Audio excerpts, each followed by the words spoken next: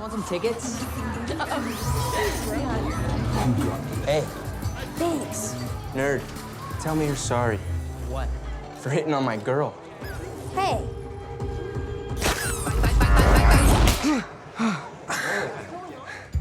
We're leaving. Leave it.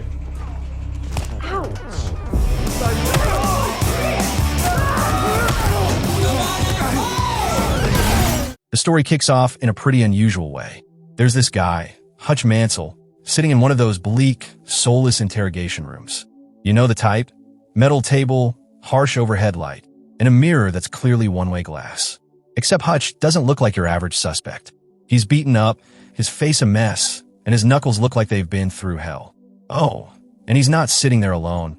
He's got a dog with him, calmly hanging out like it's just another Tuesday.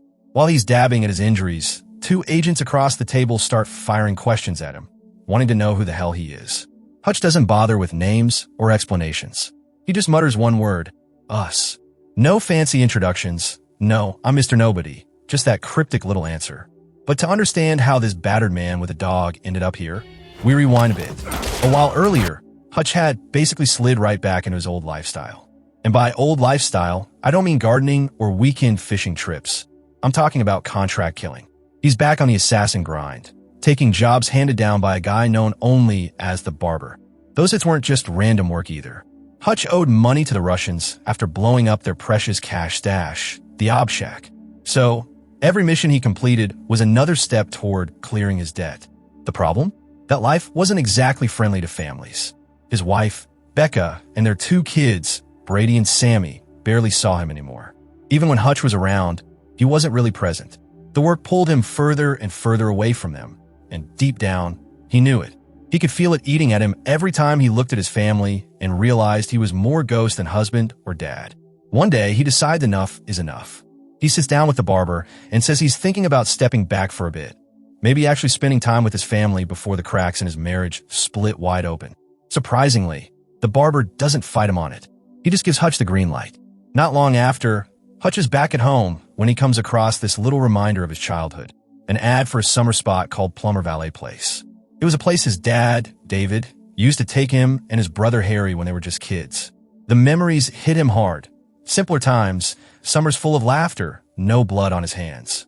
So, with summer vacation right around the corner, Hutch pitches the idea of a family trip. He promises Becca that his shady line of work won't interfere. She's skeptical, but she wants to believe him, so she agrees. The kids are on board too. Finally, a proper family getaway. Before hitting the road, they swing by David's retirement home to bring him along. Once they're packed and moving, the whole car fills with music and singing. Classic road trip vibes, full of energy and laughter. It's a rare moment of normalcy for Hutch, and you can see it means the world to him. Eventually, they roll into the small town of Plummerville, their destination. The first day feels like a dream. Hutch gets the kids settled into their rooms, and later he and Becca steal a quiet afternoon just for themselves. They open a bottle of wine, sit close, and for the first time in ages, feel like a couple again instead of two people just trying to hold it all together. Later, the whole family heads to the water park, only to find out it's closed due to some incident. Instead of splashing around, they're handed a handful of hot dog coupons. Not exactly ideal, but Hutch rolls with it. He takes everyone to a local diner, where he shares stories from back in the day with his dad and brother. That little outing draws some unwanted attention, though. Sheriff Abel, the local lawman, doesn't like the look of Hutch or the way he's carrying himself. Hutch tries to ignore it, focusing on his family. After lunch, they get free arcade passes and decide to make the best of things. Inside the arcade, Hutch notices Brady has a black eye. At first, everyone thought it came from football practice, but Hutch suspects it's from a fight.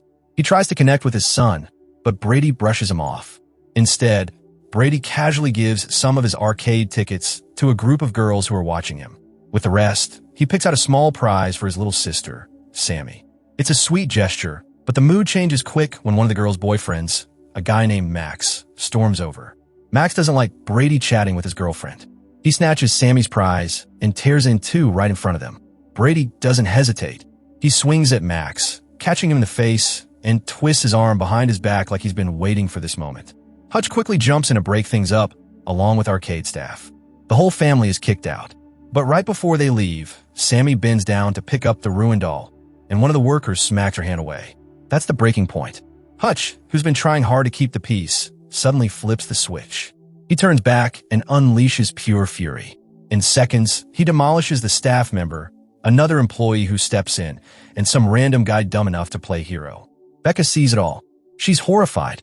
The police arrive, and both Hutch and Brady end up at the station. Becca pleads with the officer to let them go, while Hutch has a moment with Brady. He tells his son it's good to stand up for his sister, but there are smarter ways to do it. Brady fires back, pointing out that Hutch was the one who lost control first. It stings because it's true. Things get worse when Sheriff Abel personally escorts Hutch into his office. Waiting there is Max's father, Wyatt Martin, who just happens to own the Plummerville theme park, and by extension, pretty much runs the entire town. Wyatt is furious. Max's pitching arm is injured, and Wyatt doesn't care about excuses.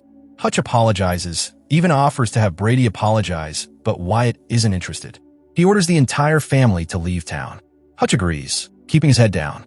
But as the family is leaving, Abel quietly orders his men to tail Hutch and take him out. Back at the theme park, Becca lights into Hutch, reminding him of his promise not to stir up trouble. She's angry and disappointed, and Hutch can only apologize.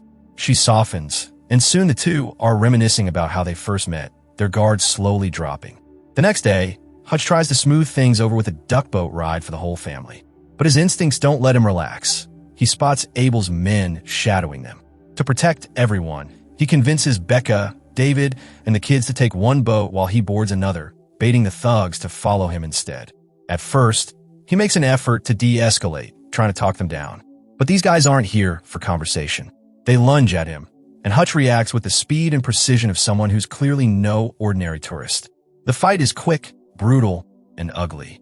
Hutch drops them one after another, but not without cost. In the chaos, one of the men slices through his finger with a knife. Hutch tries desperately to grab it, but it tumbles into the water below and vanishes, snatched up by hungry fish in an instant. After Hutch's brutal scuffle on the duck boat, things spiral even deeper. The last thug standing manages to kick Hutch overboard, sending him crashing into the water. The group of goons laughs it off at first, muttering to each other that their tourist target clearly wasn't just some harmless family man. They're starting to realize they picked the wrong guy. But before they can even process what that means, Hutch explodes back out of the water like some unshakable demon. Drenched, bleeding, missing a finger, he absolutely wrecks them this time. Fists, elbows, whatever he can use. By the time he's finished, the ringleader of the crew is being carted away on a stretcher, teeth scattered like dice across the floor. That beaten-up goon doesn't waste time, though. Even while he's getting hauled away, he manages to call Sheriff Abel to report that Hutch slipped through their fingers. Abel doesn't take it well. Meanwhile, Hutch knows this thing is far bigger than just some bad-tempered locals. He gets in touch with his brother, Harry, laying it out plain, he's in real trouble. Harry, who's been out of the game but not exactly normal, agrees to step back into action. Hutch also calls the barber to get some context on what's really going on in this quiet little town. The barber drops the bombshell. Plummerville has been a front for years. Under all its carnival rides and smiling faces, it's actually a major hub for smuggling, drug trafficking, and all the other kinds of business that stay in the shadows. The whole operation is controlled by a woman named Lendina, who has a reputation for being unhinged and ruthless. We cut to her introduction, and she wastes no time proving exactly who she is. Inside her casino, she's seated at a poker table with some cocky opponent. It doesn't take long before she notices he's cheating. Instead of tossing him out, she calmly murders him, then his dealer, and then every poor soul who saw it happen. Lendina doesn't tolerate disrespect, and she doesn't leave witnesses. The barber warns Hutch straight, don't mess with her. If she feels threatened, she won't just kill him.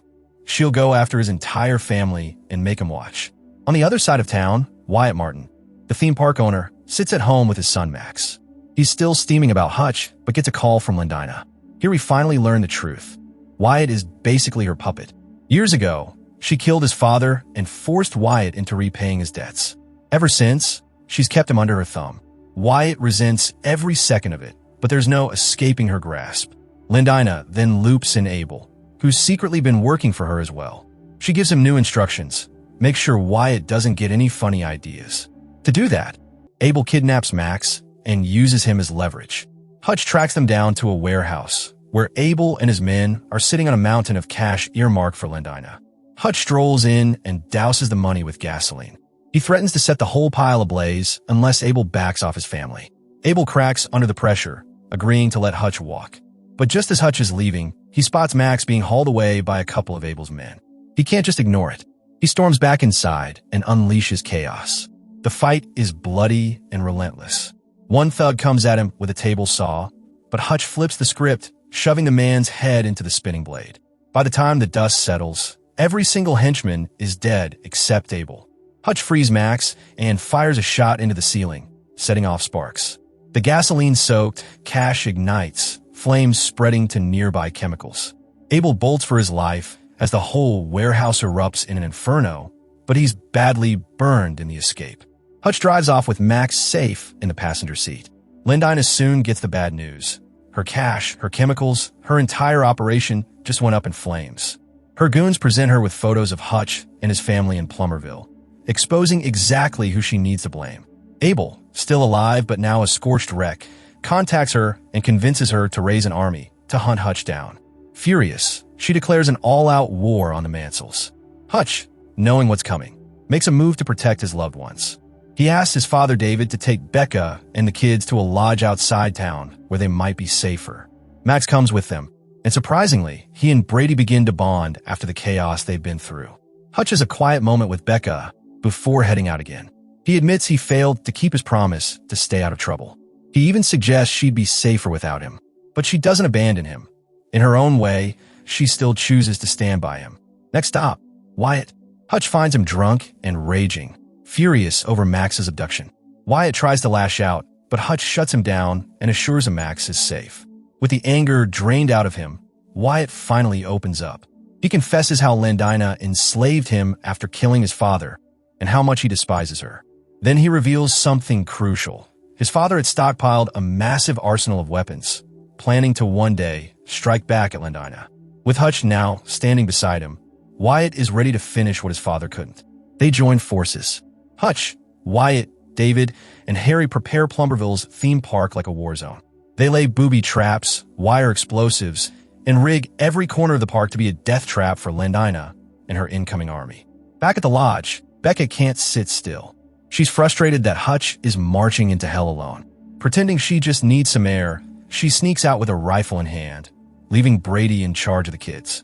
The battle finally erupts. Lindina and her men storm the theme park while her top enforcer, Kardish, takes a crew to attack the lodge. At the park, Abel leads Lindina straight to Hutch and Wyatt, but instead of a thank you, she has him executed, calling him nothing but a nuisance. Then the real fight begins. Hutch and Wyatt unleash the traps, grenades swinging on wires, explosives hidden in play areas, mines buried in ball pits. Thugs are blown apart in every direction. Meanwhile, at the lodge, Brady does his best to hold off a thug while Max shields Sammy. Just as things look grim, Harry arrives, slicing through enemies with his katana like it's second nature. He faces off against Kardish, and after a short but brutal duel, he beheads him cleanly. Back at the park, Hutch, David, and Wyatt fight until they're eventually overwhelmed and pinned down. Lindina moves in to execute Hutch personally. But before she can, Wyatt makes a last-ditch play, shooting one of her lieutenants. Another henchwoman goes berserk, attacking Wyatt, but she's cut down too. Lindina finally tries to kill Hutch herself, but Becca suddenly arrives, steady with the rifle she smuggled out, and lands shots that knock Lindina down. Still, the fight isn't over. One final wave of gunmen storms in, but David has saved the last big surprise. He detonates the remaining explosives, leveling the park in a massive fireball. Hutch and Becca dive into a pool, embracing and kissing as the world around them goes up in flames. Lindina, in her final moment, smirks at the irony before she and her entire army are obliterated.